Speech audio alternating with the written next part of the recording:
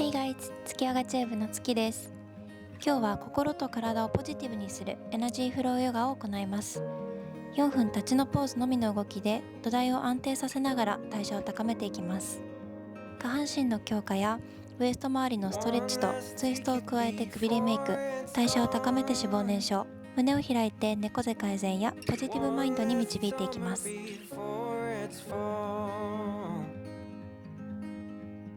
Tune your strings and play your cards.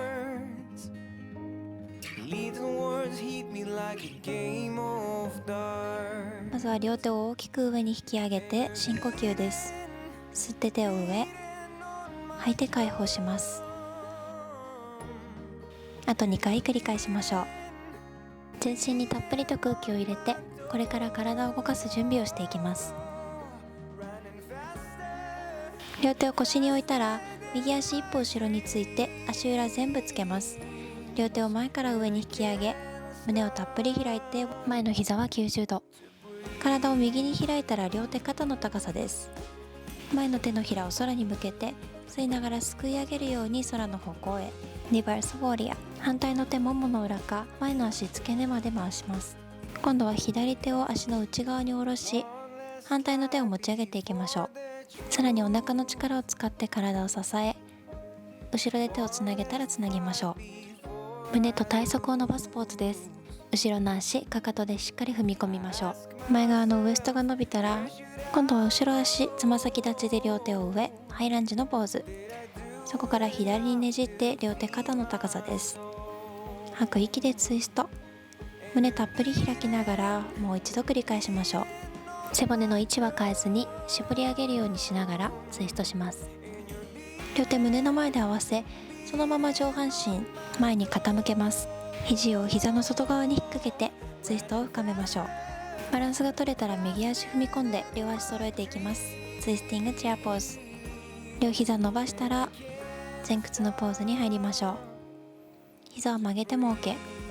吸う息、背筋を伸ばして半分の前屈。吐いてもう一度前屈です。吸う呼吸で両手を引き上げ、体を起こし、吐いて胸の中心に下ろしましょう。今度は反対方向です。左足一歩後ろについたら両手を前から上。まずはおへそ骨盤前に向けて、そこから左に体を開き、ウォリア2。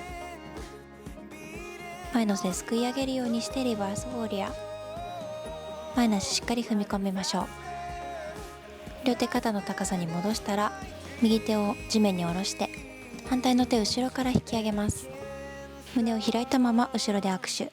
チャレンジングポーズです。骨盤と胸をしっかり開きます。両手を地面に下ろしたら、後ろ足つま先立ちで起き上がりましょう。こ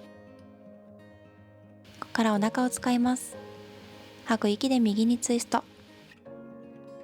あと3回繰り返しましょう。おへそからねじってくびれラインを作りましょう。肩の力を抜いて両手を大きく開きます。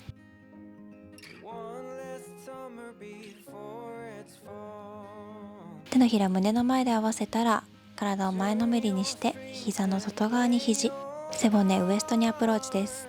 上半身そのまま左足踏み込んで足を揃えましょう。背中を使って胸を開くのがポイント。視線は斜め上方向です。足伸ばしたら上半身緩めて脱力。吸って胸を開き、吐いてもう一度前屈です。今使っていた下半身もも裏を伸ばしましょう。最後は起き上がって深呼吸。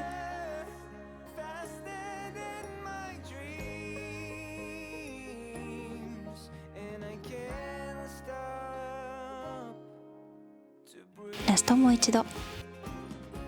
胸の前の合掌に戻しましょう。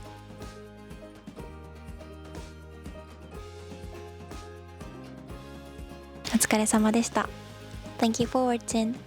ここまで一緒にやってくれた方は、ぜひいいねやコメント、チャンネル登録で応援してもらえると嬉しいです。